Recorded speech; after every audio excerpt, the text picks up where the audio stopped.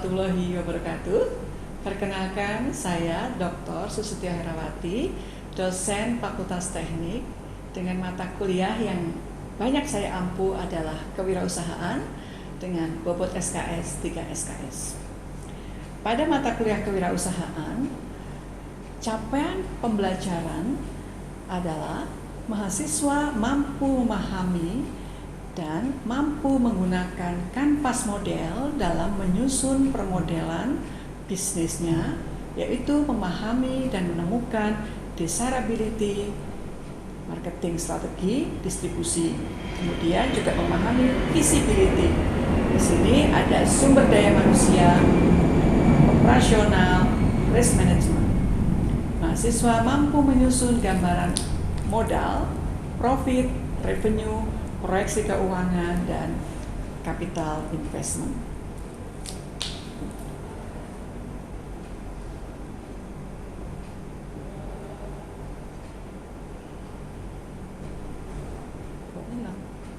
Nah, capaian pembelajaran lulusan itu menyangkut sikap, pengetahuan, keterampilan umum dan khusus. Untuk sikap, mahasiswa diharapkan berkontribusi dalam meningkatkan mutu kehidupan bermasyarakat, berbangsa, bernegara, dan peradaban berdasarkan Pancasila. Mahasiswa mampu mengimplementasikan jiwa wirausaha dalam berbisnis dan bekerja. Pada pengetahuan, mahasiswa mampu memahami konsep model bisnis melalui bisnis model kanvas. Pada keterampilan umum, mahasiswa mampu menerapkan pemikiran logis, kritis, sistematis, dan inovatif dalam konteks pengembangan atau implementasi ilmu pengetahuan dan teknologi yang memperhatikan dan menerapkan nilai humaniora yang sesuai dengan bidang keahliannya. Untuk keterampilan khusus, mahasiswa mampu mengembangkan produk dan bisnis yang tervalidasi. Capaian pembelajaran mata kuliah kewirausahaan, mahasiswa memahami dan mampu menggunakan kanvas model dalam menyusun permodelan bisnisnya. Kemudian, mahasiswa mampu menyusun gambaran modal, profit, revenue, proyeksi keuangan, dan capital investment. Deskripsi dari mata kuliah kewirausahaan ini adalah mempelajari ide bisnis yang tervalidasi, membangun jiwa wirausaha dan implementasi jiwa wirausaha dalam berbisnis atau bekerja. Mempelajari digital promotion campaign tools, kemudian kreativitas dan design thinking, kemudian creating business overview dalam bentuk pitch deck, kanvas model dalam menyusun permodelan bisnisnya, desirability, yaitu ada marketing strategi, ada distribusi, kemudian visibility, ada kemampuan mengembangkan sumber daya manusianya, kemudian operasional, risk management, modal, profit, revenue, dan proyeksi keuangan dan capital investment. Metode yang digunakan dalam pembelajaran ini adalah pemaparan, kemudian diskusi, kemudian ada tanya jawab, dan juga meminta feedback dari mahasiswa untuk melakukan presentasi. Media yang digunakan adalah video, PPT, dan sosial media. Berikut adalah video pembelajaran dalam kelas secara luring. Selamat menyaksikan. Terima kasih. Wassalamualaikum warahmatullahi wabarakatuh.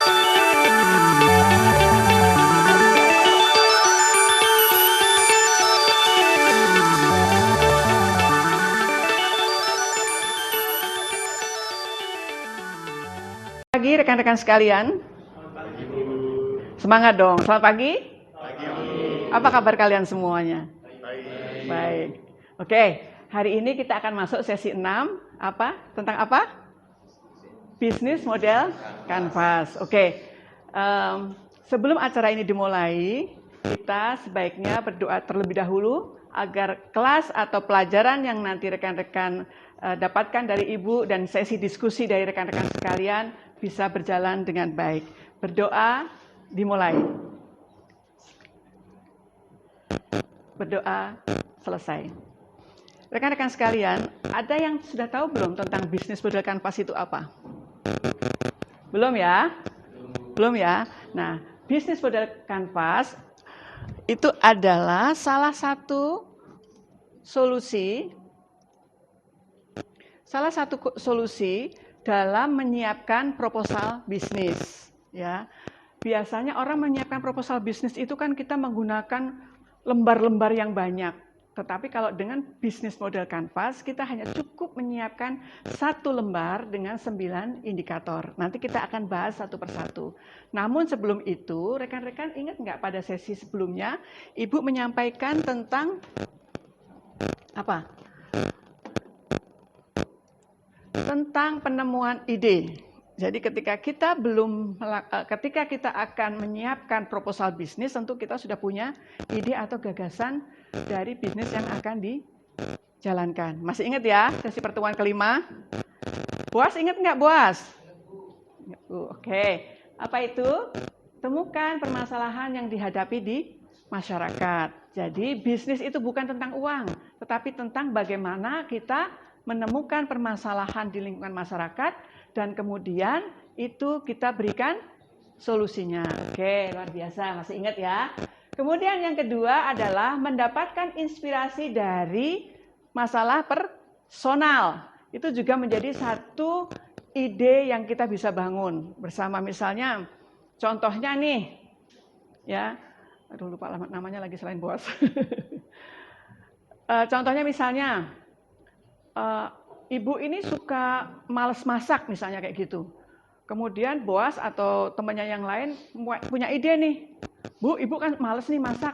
Jadi kita siapkan ide bisnis masakan dengan frozen misalnya kayak gitu. Nah itu kan ide permasalahan dari orang yang coba kita selesaikan. Nah yang kemudian yang ketiga apa? Temukan pesaing. Ya, sesi sebelumnya Ibu sudah sampaikan pesaing itu bukan orang yang harus kita lawan dengan sesuatu yang berdarah-darah begitu, tapi pesaing itu adalah orang yang menjadi kaca kita untuk kita menjadi maju, betul nggak? Di pesaing itu ada apa, di kita ada apa? Ternyata di pesaing itu terlihat dia bagus, ya udah, kemudian kita create bisnis kita menjadi lebih baik. Kemudian yang keempat, lakukan riset produk dan bisnis ini harus ya, karena gini. Belajar kewirausahaan di perguruan tinggi itu berbeda dengan kalian menjadi pedagang yang biasa di tempat lain yang biasa orang dagang.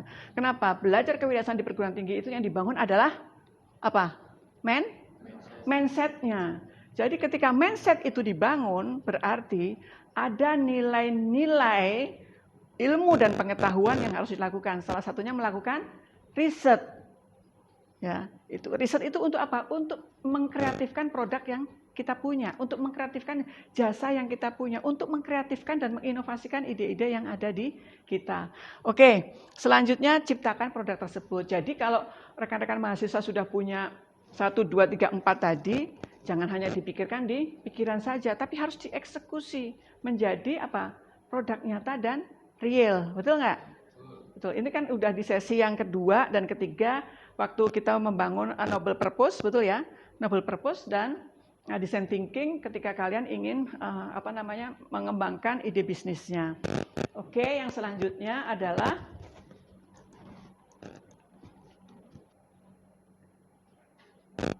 nah, ini yang penting sebelum kita masuk ke bisnis model kanvas adalah persiapan memulai bisnis. Tim dengan passion dan keahlian yang saling menguatkan. Di awal perkuliahan, di kontrak perkuliahan, Ibu sudah sampaikan tentang kalian harus punya tim ketika nanti kalian menciptakan ide bisnisnya dan akan melakukan bisnisnya, khususnya untuk tugas UTS nanti. Ya, timnya sudah dibentuk? Sudah ya, sudah. Jadi tim itu bukan orang dengan tim itu bisa, maksudnya gini, tim itu bisa gabungan dari orang-orang yang memiliki passion yang berbeda. Ya. Kalau orang punya passion yang sama, justru malah tidak sama. Pelangi itu kan warnanya berbeda-beda. Ya. Si A suka apa, si B suka apa, si C suka apa, itulah kemudian menjadi pelangi. Dan itu menjadi passion dari bisnisnya. Kemudian yang kedua, temukan pain dan gain dari customer. Pain dan gain dari customer itu apa? Sesuatu yang disukai dan sesuatu yang tidak disukai. Kalau sesuatu yang disukai berarti kita harus meningkatkan pelayanan dan produk yang kita miliki. Kalau gain berarti itu pain. Kalau gain berarti ya itu mengkreativitaskan. Kalau pain berarti membuat yang tidak suka tadi menjadi suka. Itu cara-caranya nanti ada. Kemudian kita boleh berpikiran yang besar, ya, tetapi kita harus mulai dari yang kecil dan kemudian itu harus cepat. Karena kalau nggak cepat itu kita akan tertinggal dari orang lain. Ingat sekarang ini kita masuk pada abad revolusi teknologi industri 4.0 dan abad apa? Abad fenomena kreatif. Jadi segala sesuatunya itu bisa berubah begitu cepat. Jadi kalau kita sudah punya ide, sudah punya pikiran, sudah punya gagasan, tapi kemudian kita nggak jalankan, ya berarti kita akan kalah dengan orang lain. Salah satu yang membuat kita kalah dengan pesaing kita, ya salah satunya ini tadi, ya bahwa kita tidak mengeksekusinya itu dengan cepat, gitu ya kurang lebihnya. Oke. Ini tadi yang pain dan gain, ini gambarnya seperti ini ya. Jadi bagaimana kita membuat orang-orang yang sudah gain tadi, ya, yang udah gain tadi kemudian kita kreativitaskan menjadi sesuatu yang lebih kreatif. Sementara yang pain itu bagaimana kita memberikan obat supaya orang-orang tadi menjadi gain, menjadi suka gitu. Job kita buat listnya nih. Yang gain kita apakan, yang pain kita apakan gitu ya.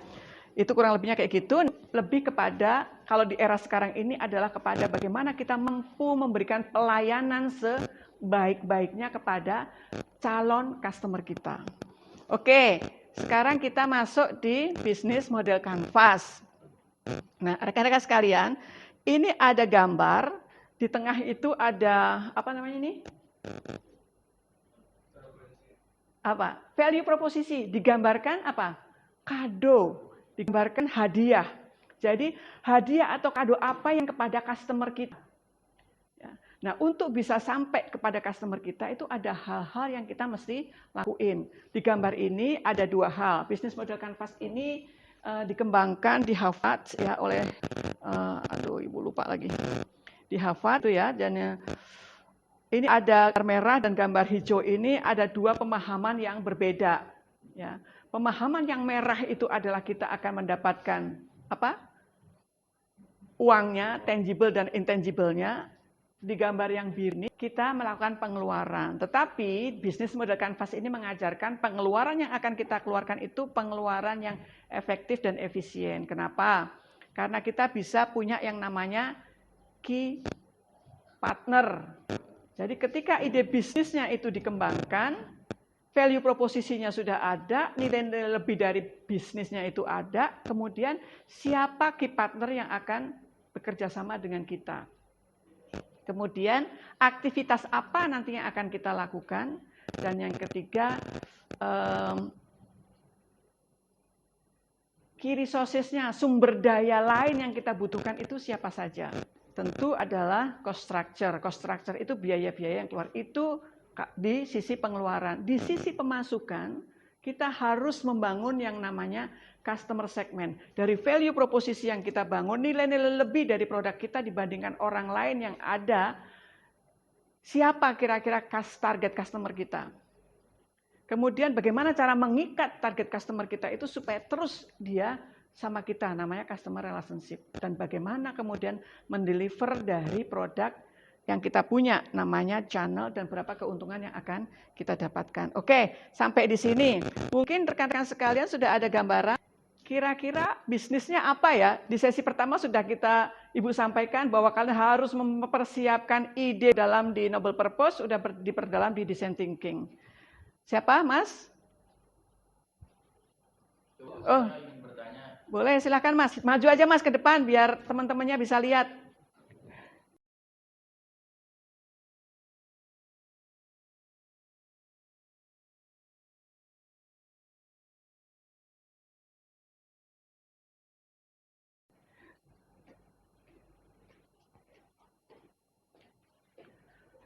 sebelumnya kan untuk di pertemuan 5 itu kita sudah membahas tentang ide bisnis dan value proposisinya. Saya ini untuk membangun 9 proposisi ini bagaimana? Oh, idenya apa Mas, ide bisnisnya? Idenya itu tentang filter air, Bu. Filter air, luar biasa ya. Kenapa Masnya milih filter air? Karena menurut saya tuh banyak warga-warga yang mengeluhkan tentang air yang kurang bersih di rumahnya untuk dikonsumsi. Bagus. Mas siapa namanya? Di sini Mas, dekat Mas. Mas Alan, Bu. Mas Alan. Luar biasa ide dari Mas Alan. Jadi dia memberikan tadi yang ide bisnis tadi kan, jadi bisnis uang, tapi tentang bagaimana kita mampu menyelesaikan masalah orang lain. Ternyata Mas Alan punya ide bisnis adalah tentang bagaimana air itu bisa dikonsumsi oleh masyarakat dengan bersih, sehat gitu ya Mas ya. Nah itu berarti kan satu ide yang luar biasa. Ini yang Ibu cukup bangga karena berbisnis bukan tentang uang, tetapi berbisnis tentang menyelesaikan permasalahan orang lain. Jadi value proposisi yang Mas Alan bangun di sisi tengah itu nilai lebihnya adalah bahwa barangkali Mas Alan mengindikasi bahwa air khususnya mungkin di Jakarta gitu ya, sudah banyak tercemar. Berarti membutuhkan air yang bersih. Itu satu value proposisi. Yang kedua Mas, kira-kira air yang itu diapain untuk bisa bersih itu? Mungkin menggunakan filter air, Bu, seperti batu turmalin atau semacam saringan-saringan untuk mengurangi bakteri di dalam air tersebut, Bu. Oke, berarti ada ide kreatif dan ide inovatif dari pengetahuan yang dimiliki oleh Mas Alan untuk membuat atau melakukan penyaringan terhadap air tersebut. Dan itu dilakukan dengan teknologi tepat guna. Itu satu value proposisi. Artinya kan itu teknologi yang tidak mahal, tetapi hasilnya bisa menjamin dari air yang bersih dan sehat tadi. Oke, ada lagi? Untuk mungkin kan di dalam saringan air tersebut itu kan pasti ada kotoran yang tersumbat ya, Bu. Untuk membuangnya itu saya ingin tuh seperti ada alat kelistrikan sendiri yang otomatis mengeluarkan bahan-bahan yang mengandung logam-logam tersebut, Bu. Misal kotor itu kan mengandung logam, itu bisa dikeluarkan secara otomatis, Bu. Oke, jadi kalau kita lihat dari Mas Alan, ada 3 value proposisi yang luar biasa yang dipikirkan dari ide bisnisnya. Yang pertama tadi, hidup harus sehat. Yang kedua, menggunakan teknologi tepat guna yang ada di lingkungan sekitar kita. Dan yang ketiga, masih ada hal-hal limbah yang barangkali nanti tidak bisa diatasi dengan teknologi tepat guna, tetapi dengan teknologi yang menggunakan aliran listrik. Oke, Mas, sekarang customer-nya kira-kira siapa yo? Customer itu ya masyarakat yang kekurangan air bersih, Bu, atau minim air bersih gitu, Bu. Yang di rumahnya itu atau di tempat usahanya itu airnya masih kotor, butek gitu ya. Itu bisa teratasi dengan alat ini, Bu. Oke, baik. Terima kasih, Mas. Boleh duduk. Oke, terima kasih Mas Alan. Kita kasih tepuk tangan buat Mas Alan ya. Jadi dari ide bisnis Mas Alan tadi, ketika dibangun di bisnis model kanvas, itu sangat terlihat bahwa bisnisnya itu adalah bisnis menyelesaikan permasalahan orang lain, dan orang lain itu siapa? Orang yang ada di sekitarnya Mas Alan, yaitu apa? Masyarakat. Karena air itu adalah sumber kehidupan kita dan 70% dari badan kita itu adalah air. Tadi value proposisinya ada 3, ya. Ada 3 yang sudah disampaikan, dan kemudian customer-nya tuh jelas. Customer-nya adalah masyarakat yang terdampak oleh air yang tidak bersih. Bisa jadi terdampak oleh limbah-limbah dari industri. Bisa jadi memang air tanahnya itu tidak bersih. Kenapa? Karena barangkali tata lingkungannya tidak sesuai dengan aturan yang ada, sehingga limbah-limbah domestik memberikan pengaruh kepada air yang akan digunakan. Bakteri kolinya banyak, kurang lebihnya kayak gitu. Nah, itu adalah value proposisi dan customer segment yang sudah terpotret jelas yang disampaikan oleh Mas Alan. Nah, nanti pada sesi berikutnya teman-teman yang lain juga harus seperti itu dan menggali lebih dalam lagi. Dan saya yakin di sesi berikutnya, Mas Alan akan mempresentasikan bagaimana relationship itu dibangun. Ya Mas Alan ya. Kemudian channel dari bisnisnya itu bagaimana cara menginformasikannya. Yang pasti karena ini anak-anak teknik, mahasiswa-mahasiswa teknik, teknologi informasi itu bukan barang baru, bukan barang yang menakutkan, tetapi itu adalah mainan harian. Betul ya Mas Alan ya? Ya. Nah, jadi menggunakan teknologi media sosial sebagai channel nanti untuk apa? Untuk melakukan bisnisnya atau melakukan satu yang positif dari dirinya untuk kemandirian. Oke. Kemudian key partnernya, Mas Alan nggak perlu melakukan ini sendiri, bisa kerjasama dengan vendor atau pabrikan yang memang sudah ada di sana. Tinggal aktivitasnya nanti yang diatur, Kemudian key resources-nya siapa saja. Ya. Dari bisnis yang akan dibangun itu key resource-nya siapa saja. Yang pasti dari 3 teman yang tergabung itu sudah menjadi key resources karena passion-nya berbeda-beda. Mas Alan ada berapa orang timnya? Tim saya ada 5 orang. 5 orang. Oke, berarti dari key resources 5 orang tersebut, masing-masing pasti punya passion-nya untuk bisa mendeliver value proposisi ini melalui channel, melalui customer relationship untuk menjadi produk unggulan yang bisa bermanfaat bagi masyarakat. Baik rekan-rekan sekalian, untuk sesi ini Ibu cukupkan dan sebelum itu Ibu mau mengabsen satu persatu ya.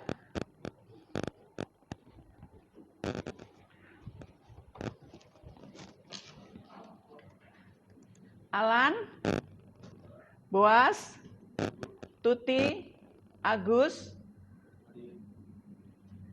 Zahra, Noval. Oke, baik. Baik rekan-rekan sekalian, sebelum sesi ini Ibu tutup, kembali Ibu ingatkan bahwa berwirausaha, memiliki mindset entrepreneur itu saat ini menjadi satu hal yang luar biasa. Dan bahkan tadi pagi Ibu mendengar di berita Presiden Joko Widodo tanggal 10 Juni ini menetapkan sebagai Hari Kewirausahaan.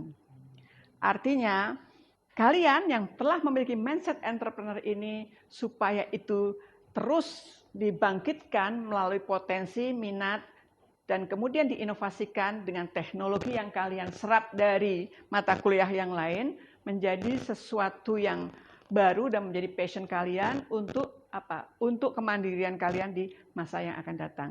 Bisnis model Canvas ini adalah salah satu tools, cara sebagai solusi kalian ketika kalian melakukan proposal bisnis yang targetnya adalah kepada customer dan kepada calon investor. Itu saja yang Ibu sampaikan. Mohon maaf lahir batin dan Ibu akhiri. Wassalamualaikum warahmatullahi wabarakatuh. Waalaikumsalam.